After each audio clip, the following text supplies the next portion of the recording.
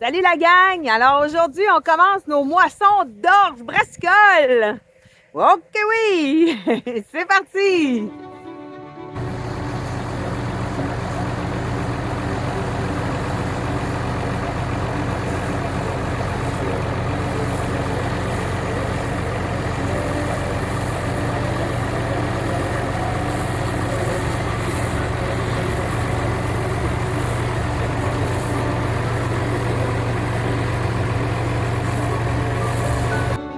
Donc là, je vais aller chercher du grain à Stéphane.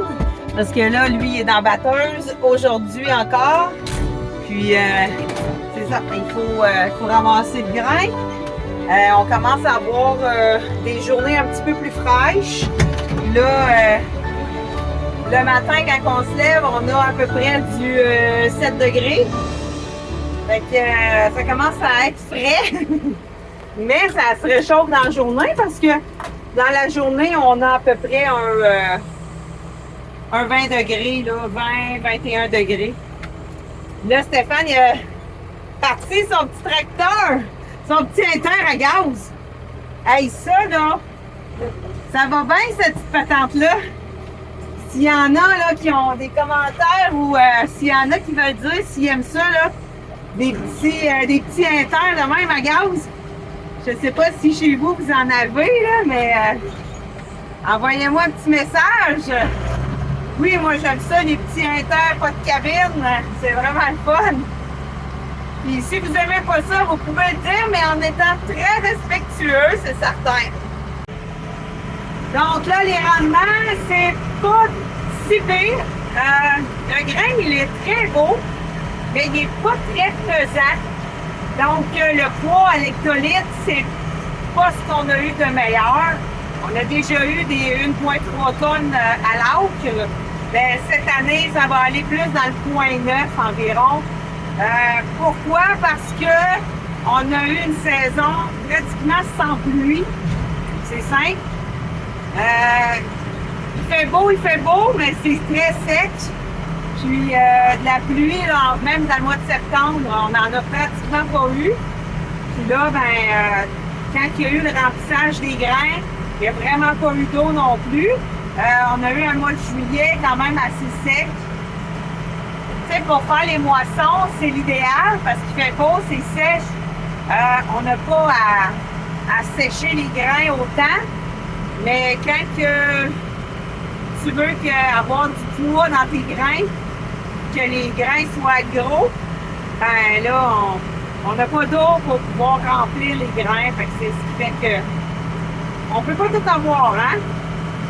L'année dernière, c'était le déluge. Il mouillait tout le temps, on n'était pas capable de battre. C'était complètement autre chose. Là, cette année, ben, c'est plus sec. Et voilà. Et là, je vais me mettre en plein en dessous de la vis. Je regarde. Hop. On met mes fenêtres.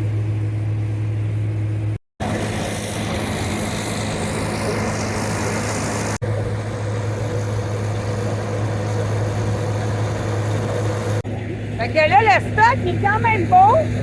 Mais ce qu'on vient de voir, là, c'est qu'il y a de l'avoine nue avec notre orge. Puis ça, c'était pas dans nos semences. C'est vraiment parce que l'année passée, on a eu de la difficulté à récolter. Puis il y a resté beaucoup de grains de l'année dernière dans les sols qu'on a réussi à enfouir ce printemps. Et au printemps, ces graines-là, ils ont reparti. Puis, ça a fait qu'on a plusieurs champs d'orge brassicole qui a de l'avoine à l'intérieur. Fait que qu'est-ce qu'on va faire? C'est que quand on va arriver au criblage, on va vraiment les séparer. Parce que l'orge est beaucoup plus grosse que l'avoine. Puis dans mes passes, moi, je suis capable, en tout cas, je vais réussir à les séparer. Fait que là, Stéphane, il repart.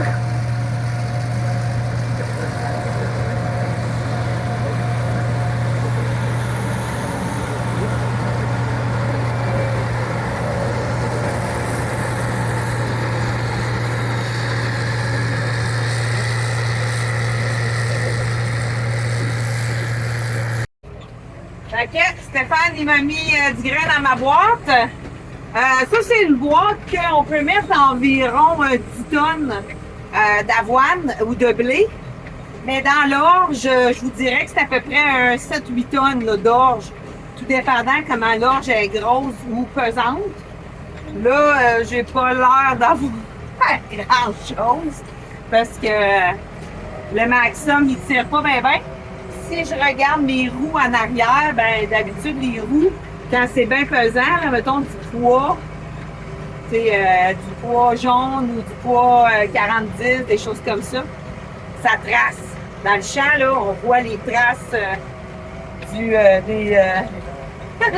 les traces de la voiture, mais là, on voit pas tant que ça, les traces. Fait que c'est pour ça que je sais que l'orge, il est pas tant pesant cette année.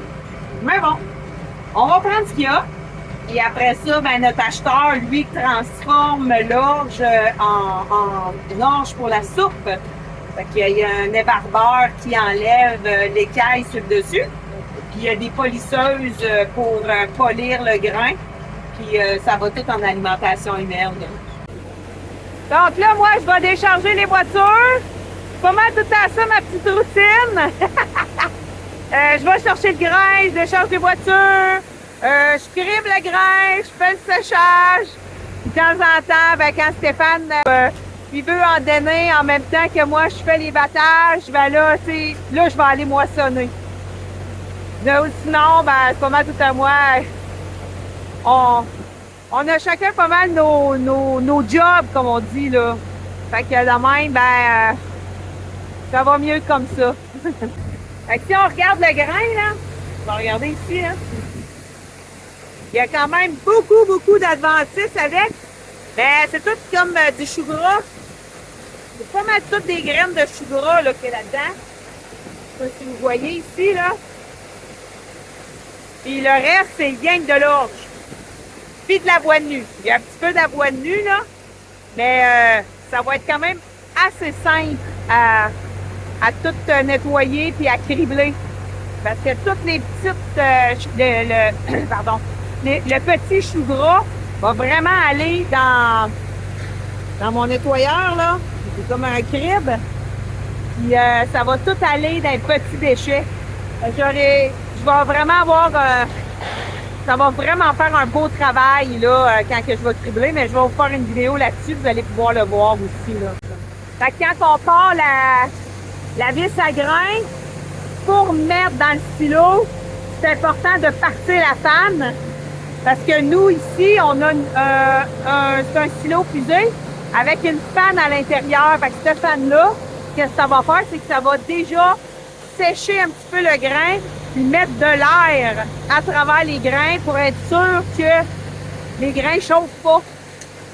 Fait que comme ça, ben, on est capable de les conditionner après. Ça va beaucoup mieux. Avant, qu'est-ce qu'on faisait? C'est qu'on les mettait directement dans les silos. Là, on pelletait le grain pour l'égaliser, puis on partait la fan pour faire sécher le grain directement dans les silos, parce que nos silos, ils ont pratiquement tous des planchers perforés.